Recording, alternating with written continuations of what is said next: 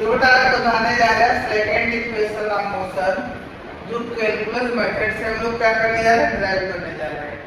कौन सा? Second equation of motion calculus method से ड्राइव करने जा रहे हैं। We know that हम लोग जानते हैं कि इंस्टेंटेनियस वेलोसिटी का फार्मूला क्या होता है? इंस्टेंटेनियस वेलोसिटी का फार्मूला होता है v equal to ds by dt। क्या होता है? v equal to ds by dt। तो बेटा v equal to ds by dt हो गया। dt से इसमें है अपार्ट में, मतलब डिवाइड में है, और डिवाइड वाला जो टर्म होता है इक्वल के अपोजिट साइड मल्टीप्लाई में जाता है। डिवाइड वाला टर्म किसमें आ गया? मल्टीप्लाई में आ गया। तो ds is equal to v dt हो गया। Such that v is equal to u plus at। हम लोग क्या जानते हैं? फर्स्ट इक्वेशन ऑफ मोशन जानते हैं। क्या होता है? v is equal to u plus at होता है। ठीक है, तो बच्चा हम लोग v की वैल्यू उठा के यहाँ पे रख देंगे। v की वैल्यू क्या है? u plus at into dt is equal to ds। dt ना पूरे में मल्टीप्लाई है, dt किसमें? मल्टीप्लाई में है, तो u इंटू dt हो जाएगा, at इंटू dt हो जाएगा इज इक्वल टू ts हो जाएगा। ठीक है ना? आगे क्या होगा? हम लोग दोनों साइड इंटीग्रेट कर लेंगे, मतलब integrating both side, integrating both side. तो बेटा जब t इक्वल टू टाइम 0 होगा उस टाइम डिस्प्लेसमेंट कितना हो रहा होगा? 0। जब टाइम होगा t उस टाइम डिस्प्लेसमेंट कितना हो रहा होगा? x।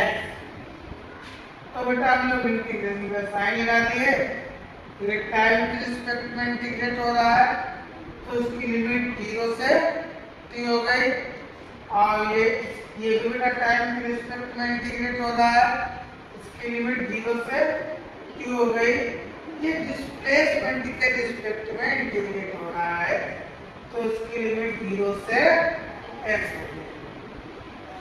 u इधर कांस्टेंट है, कांस्टेंट टर्म का इंटीग्रेशन नहीं निकाला जाता है, तो बेटा dt का इंटीग्रेशन बचा, u बाहर निकाल लिया। इधर a कांस्टेंट है, मतलब जो भी हम लोग इंटीग्रेशन लेते हैं और जो भी हम लोग काइनेटिक इक्वेशन लेते हैं या मोशन वाली लेते हैं, तो यूनिफॉर्म मोशन पे हम लोग यूनिफॉर्म एक्सीलरेशन पे काम करते हैं। किस पे काम करते हैं? Uniform acceleration. एक कांस्टेंट हो गया, को हमने बाहर निकाल लिया, तो इधर dt और इधर कितना होगा? a into t dt is equal to ds।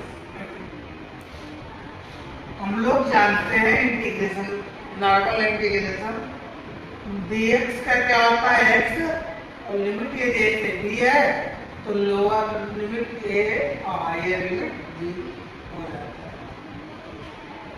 उसी हिसाब से x dx का क्या होता है? x square by 2 limit a से b होती है, तो कोई प्रॉब्लम तो नहीं आता है। हम लोग आगे बढ़ते हैं। जिस हिसाब से बेटा dx का इंटीग्रेशन x हो रहा था, उसी हिसाब से dt का इंटीग्रेशन कितना हो गया? t हो गया। लिमिट क्या है? लिमिट है 0 से t है ना? 0 से लिमिट हो गई, और x dx का इंटीग्रेशन क्या आ रहा था? x square by 2। उसी हिसाब से t dt का इंटीग्रेशन हो जाएगा t स्क्वायर बाय 2।